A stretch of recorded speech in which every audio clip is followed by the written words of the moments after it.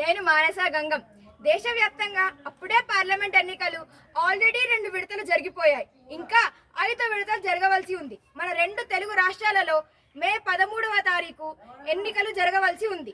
ఈ హడావిడిలో చాలా సంవత్సరాల నుండి హిందువులు కోరుతున్న ముఖ్యంగా 3 విషయాలను ఏ హిందూ సంఘాలు కానీ ఈ సమయంలో ప్రస్తావించలేదు. దేశంలోని వివిధ రాష్ట్రాలలో వేరు వేరు పేర్లతో పిలువబడే దేవాలయ ధర్మదయ శాఖను రద్దు చేసి హిందూ దేవాలయాలను హిందువులకే అప్పచెప్పాలి.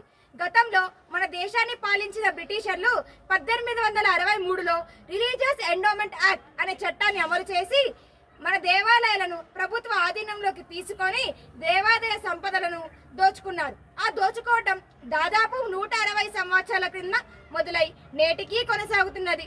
నాడు పరాయివారు, నేడు మన ప్రభుత్వాలు, అంతే తేడా. కానీ దోచుకోవడం మాత్రం కామన్. దేశానికి స్వాతంత్రం వచ్చింది, కానీ మన దేవాలయాలకు ఇంకా రాలేదు. ఇది హిందువులందరూ సిగ్గుపడవలసిన విషయం. మన దేశం లౌకిక దేశం, అంటే మత ప్రమేయం లేని దేశం. అంటే ప్రభుత్వాలు మతాలకు అతీతంగా పరిపాలించాలి.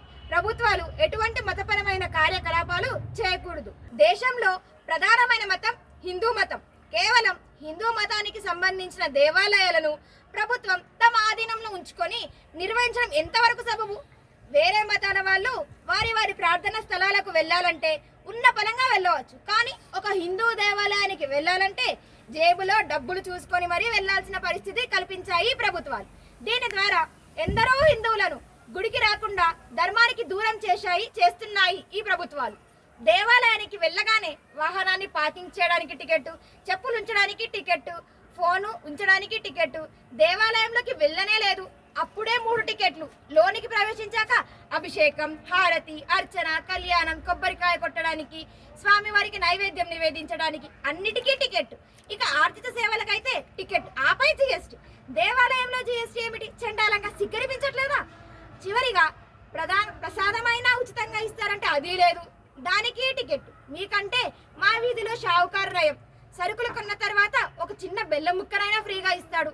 ఇప్పటికే అన్ని రకాలుగా దేవాలయాలను పీల్చి పిప్పి చేస్తున్న ప్రభుత్వాలు, మొన్న కర్ణాటకలోని కాంగ్రెస్ ప్రభుత్వం దేవాలయ ఆదాయంపై 10% పన్ను చెల్లించాలని చట్టం చేసింది. కానీ బీజేపీ పార్టీ అడ్డుకోవడం వలన ఆ చట్టం ఇప్పటికైతే ఆగింది. పోనీ మీరేమైనా సరిగ్గా నిర్వహిస్తున్నారంటే అది లేదు.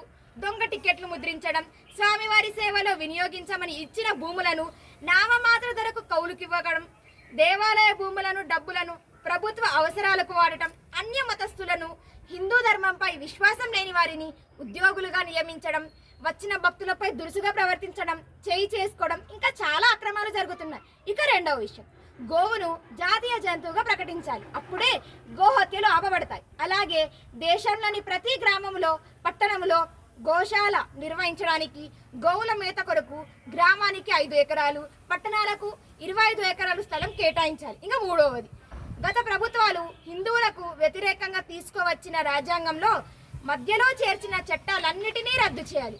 ఇవన్నీ కేవలం ఒక బీజేపీతోనే సాధ్యం. దయచేసి హిందూ బంధువులందరూ ప్రస్తుత సమయంలో మీ ఊరికి, పట్టణానికి ఎన్నికల ప్రచారంలో భాగంగా వచ్చే కేంద్ర నాయకులు, మోడీ గారు, అమిత్ షా గారు లాంటి వారికి, కేంద్ర మంత్రులకు, రాష్ట్ర నాయకులకు, కిషన్ రెడ్డి, బండి సంజయ్ లాంటి వారికి, బీజేపీ ఎంపీ అభ్యర్థులకు అందరికీ ఎక్కడ పడితే అక్కడ ఈ 3 విషయాలను పేపర్పై వ్రాసి వారు అధికారంలోకి రాగానే వీటిని తొందరగా అమలు చేయాలని మన ఆవేదనను వ్యక్తం చేయండి.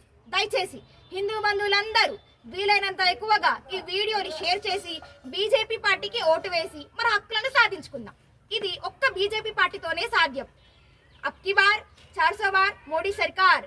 భారత్ మాతా की जय, భారతీయ జనతా పార్టీ की जय.